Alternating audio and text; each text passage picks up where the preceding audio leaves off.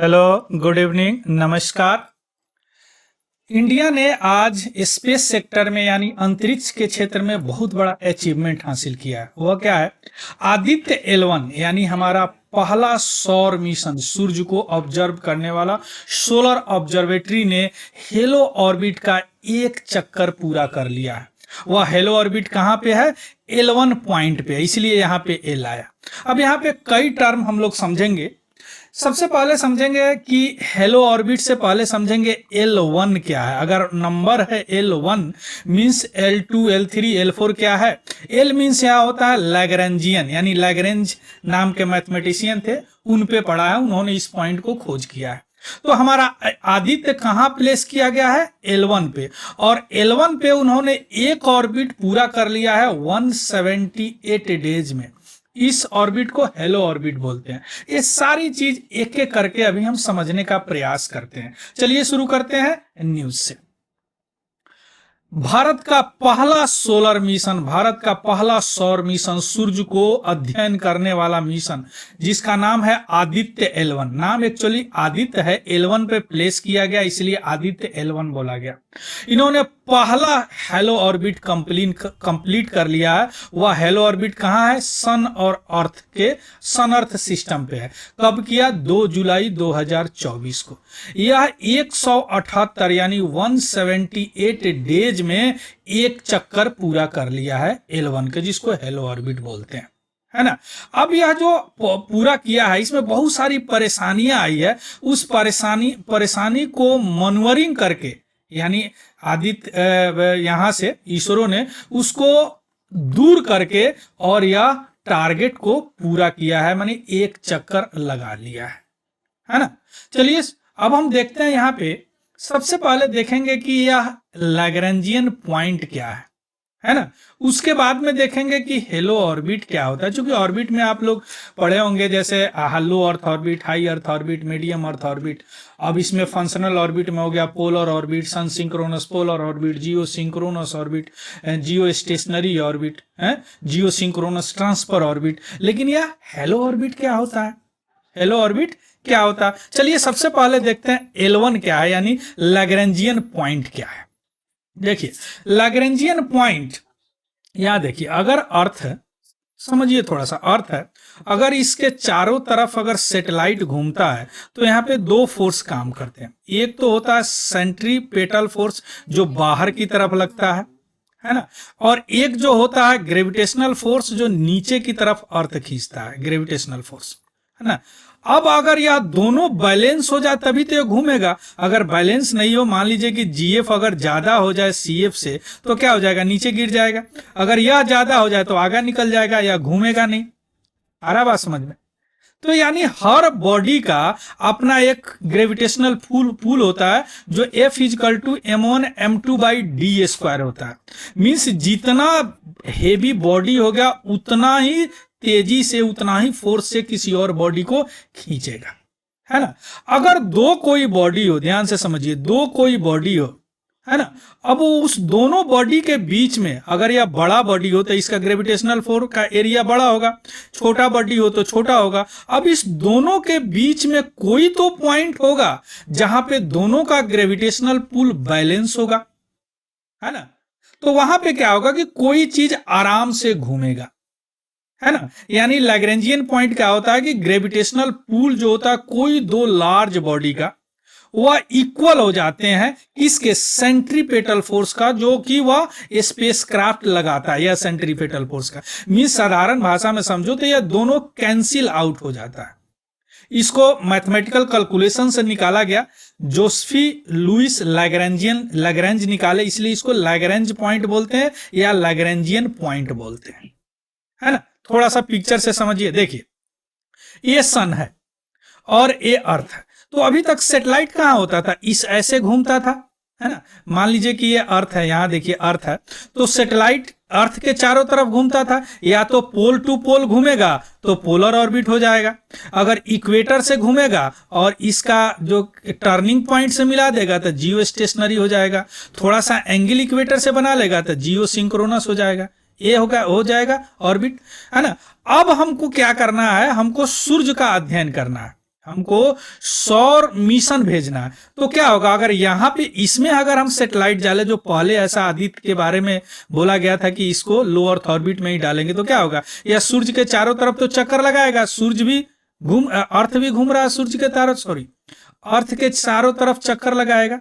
तो यह सूर्य को कब देखेगा, जब यहां पे रहेगा, यहां से यहां रहेगा तो देखेगा, बाद बाकी तो नहीं देख पाएगा। तो हमको सूर्य का अध्ययन करना है, सन का अध्ययन करना है, तो कोई ऐसा पॉइंट चाहिए जो इसके और इसके बीच में रखा जाए, इसको सन अर्थ सिस्टम बोलते हैं। अब यहाँ पे सन जो है बहुत हेवी बॉडी है, और अर्थ जो है इसके कंपेयर में थोड़ा सा कम हेवी बॉडी है, बहुत कम है, तो इसका ग्रेविटेशनल पुल ज्यादा होगा। यह मैथमेटिकल कैलकुलेशन करके निकाला गया। तो यह पॉइंट जो है, यहां पे दोनों का ग्रेविटेशनल पुल जो है कैंसिल आउट होता है। तो यहां पर अगर कोई बॉडी हम रखेंगे, कोई स्पेसक्राफ्ट रखेंगे जो क्या ऐसे चक्कर लगाएगा सूर्य का, तो ये एनी टाइम सूर्य को देखते रहेगा इस लैग्रेंजियन पॉइंट पे। अब इस तरह बहुत सारे लैग्रेंज, इसको 60 डिग्री पर एक और लैग्रेंजियन पॉइंट यहां मिला जहां पे एस्ट्रॉयड रहते हैं नेचुरल रूप से क्षुद्र ग्रह। यह एक पॉइंट मिला जहां पे टॉर्जन रहते हैं, ये भी एक टाइप ऑफ एस्ट्रॉयड है, इनका अपना डिफाइंड पाथ होता है और ये किसी बड़े उपग्रह का के साथ शेयर करके पाथ करते हैं। L3 इधर कोई बॉडी के साथ हो जाएगा, L2 इधर बॉडी जहां पे जेम्स वेब रखा गया है, टेलीस्कोप अभी तक का सबसे बड़ा। अब क्या अर्थ से इसका कनेक्शन होगा, है ना, यानी अर्थ से ग्राउंड स्टेशन से टच रहेगा और इधर पूरे यूनिवर्स को देखता रहेगा। आया बात समझ में, इसलिए इस पे डाला गया। अब इस पे डालने के बाद यह क्या होगा, अब यहां 2 सितंबर को यहां से सैटेलाइट भेजा गया 2023 को, या यहां पे पहुंच गया 6 जनवरी 2024 को, और इसको चक्कर लगाने में 178 डेज लगे और एक चक्कर ही पूरा कर लिया, कहां, 2 जुलाई 2024 को। आया बात समझ में। अब ये जो चक्कर लगा, यह जो ऑर्बिट है, this orbit is called halo orbit. आ गया बात समझ में, इसी को बोलते हैं हेलो ऑर्बिट। यह लैग्रेंजियन पॉइंट 1 है। अब यह जो यह नेचुरली सबसे यह स्टेबल है, और यहां पे क्या होता है, मनवरिंग करनी पड़ती है। यानी अब मान लीजिए कि ये जा रहा है, कई बार थोड़ा सा खसकाता है, खींचने लगेगा सूर्य, तो यहाँ पे फ्यूल को जला दिया जाता है, स्पीड बढ़ा के फिर इसको बैलेंस किया जाता है। अगर थोड़ा इधर गया तो अर्थ खींचने लगेगा। तो यह 3 मनवरिंग करने के बाद में एक कंप्लीट हुआ है एक चक्कर इसका। आए बात समझ में, this is the hello orbit. अब देखिए यही है हेलो ऑर्बिट। अब क्या L2 L3 L2 L1 L2 L3 unstable है कंपेयर टू L2 L4, क्योंकि नेचुरली रूप से एस्ट्रॉयड टॉर्जन रहते हैं। यहीं पर हमारा आदित्य L1 रखा गया है जो एक चक्कर लगाया है, यही है हेलो ऑर्बिट। अगर अर्थ से डिस्टेंस की बात करें तो यह 1.5 मिलियन किलोमीटर, यानी 1% है किसका, सन अर्थ डिस्टेंस का, अर्थ से सन का डिस्टेंस का। यहीं पे जेम्स वेब टेलीस्कोप रखा गया है। अब यहां रखने का क्या फायदा है, ऑफ कोर्स क्या फायदा है, हमेशा सूर्य को यह देखते रहेगा। अब यहाँ पे सोलर फ्लेयर के बारे में स्टडी करेगा, कोरोनल मास इजेक्शन के बारे में स्टडी करेगा, है ना, कि सन का एक्टिविटी के बारे में यह हमेशा एक्टिविटी स्टडी करेगा, देखता रहेगा, without any hindrance, without any. दूसरी बात कि फ्यूल भी कम होगा। फ्यूल इसलिए कम होगा कि यह बैलेंसिंग पॉइंट है, कोई तो खींचेगा नहीं, थोड़ा सा भी फ्यूल में थोड़ा सा करने पे आराम से घूमता रहेगा। अगर यहीं पे यह डाला रहता तो इसके ग्रेविटेशनल पुल को बैलेंस करने के लिए इसको ज्यादा स्पीड से चलना पड़ता।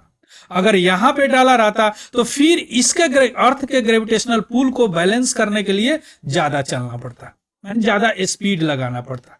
आया बात समझ में, चलिए। तो हेलो ऑर्बिट समझ गया क्या होता है। हेलो ऑर्बिट, 2 ग्रेविटेशनल पुल, कोई 2 प्लानेटरी बॉडी, यहां पे कौन सा प्लानेटरी बॉडी है, एक सन है और एक अर्थ है, तो उसी के बीच में सेंट्रीफ्यूगल फोर्स आराम से कैंसिल आउट करने के बाद स्पेसक्राफ्ट लेके घूमते हैं, है ना, यानी सेंट्रीफ्यूगल फोर्स को ज्यादा फोर्स नहीं देना पड़ता, यानी कम फ्यूल लगता है। अब इसमें mainly L1 L2 L3 linked है ना। तो इस तरह और भी बॉडी में होगा, जैसे मून अर्थ ऑर्बिटिंग सैटेलाइट में भी इस तरह का बॉडी, कोई दो बॉडी जो है एक सिस्टम में होगा, क्योंकि कोई दो बॉडी अगर सिस्टम में है तो वहां भी कोई इस तरह का पॉइंट होगा जहां पर दोनों का ग्रेविटेशनल पुल क्या हो जाए, कैंसिल आउट हो जाए, है ना। अब देखिए कैसे गया, यहां से सैटेलाइट चला 2 सितंबर 2023 को, यह इतिहास का दिन है, याद रखिएगा, पहला सौर मिशन इंडिया का। अब यहाँ पे यह पहुंचा, यहाँ पे यहाँ पे स्थापित कब हुआ, यहाँ पे स्थापित हो गया आपको 6 जनवरी 2024 को, और यह पूरा चक्कर लगाया हेलो ऑर्बिट का, पूरा कंप्लीट किया 2 जुलाई 2024 को। क्लियर। देखिए अब इसका बेनिफिट क्या है, बेनिफिट तो समझ गए, क्या हो जाएगा, इससे मिशन का लाइफ टाइम क्या हो जाएगा, 5 साल हो जाएगा, अदरवाइज नहीं होता, सूरज खींच ही लेता है, जला ही देता खींच के।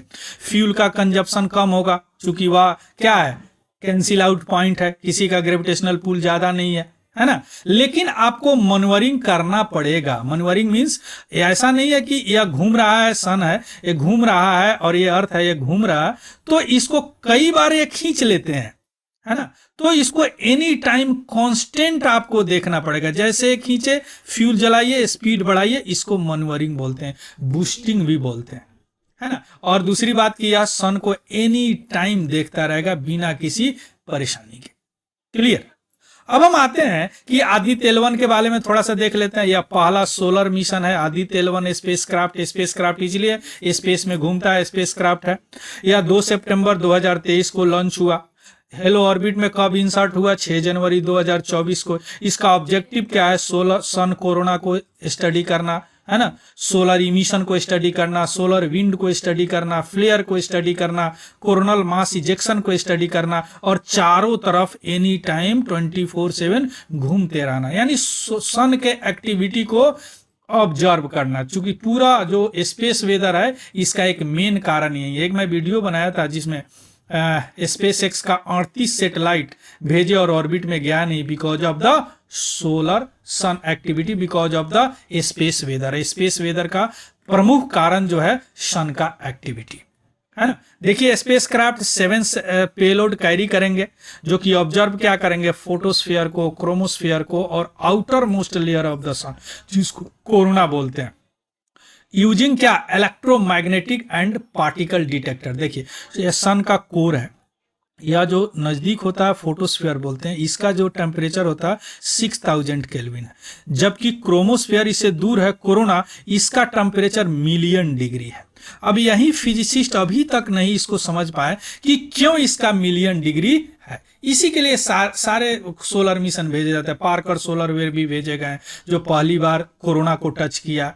इसके अलावा चाइना में भी जो काइफू मिशन, है ना, तो यह क्या करेगा, कोरोनल हीटिंग, क्यों इतना हीट होता है इसके बारे में स्टडी करेगा। सोलर विंड एक्सेलरेशन, वहां से हमेशा विंड निकलते रहते हैं, क्योंकि मैग्नेटिक फील्ड यहाँ से इंजेक्शन होते हैं, मैग्नेटिक इंजेक्शन होते हैं, इसको कोरोनल मास इंजेक्शन बोलते हैं। बहुत बड़ा मास लेके चलता है वहां पे। यहाँ पे भी अगर अर्थ पे पहुंच गया हमारा, अर्थ का मैग्नेटिक फील्ड तो रोक लेता है, कई बार नहीं रोक पाया तो यहाँ का सैटेलाइट वगैरह पे भी असर पड़ता है। नियर अर्थ स्पेस वेदर, जो कि वेदर डिस्टर्ब करता है, सोलर विंड डिस्ट्रीब्यूशन, टेम्परेचर, है ना, ये सारे चीज का स्टडी करेगा हमारा आदित्य L1, है ना। यह यूनिक इसलिए है कि पहली बार जो है solar disc in the near UV band में भेजा गया, अल्ट्रा वायलेट बैंड में। यह इंफॉर्मेशन प्रोवाइड कराएगा CME का, कोरोनल मास इजेक्शन का, है ना, जो कि अभी तक कोई कॉन्स्टेंटली ऑब्जर्व नहीं किया है। डायरेक्शनल और एनर्जी एनिस्ट्रोपी सोलर विंड का स्टडी करेगा, अभी आप देखें, है ना। ऑन बोर्ड उसी में पेलोड में लगा हुआ है जो CME और सोलर, कई सोलर फेलर का डिटेक्ट करके बता भी दिया है यहाँ पे डाटा वगैरह के माध्यम से। Clear. So this is all about the news. So इसका PDF हमारा Telegram channel Tiwari general study से आपको मिल जाएगा, वहां से देख लीजिएगा, उसको भी ज्वाइन कर लेंगे। अगर इन्फॉर्मेटिव लगा हो तो प्लीज लाइक शेयर सब्सक्राइब जरूर करेंगे, हमको कमेंट करके जरूर बताएंगे। So thank you, have a good day and happy learning. Thank you.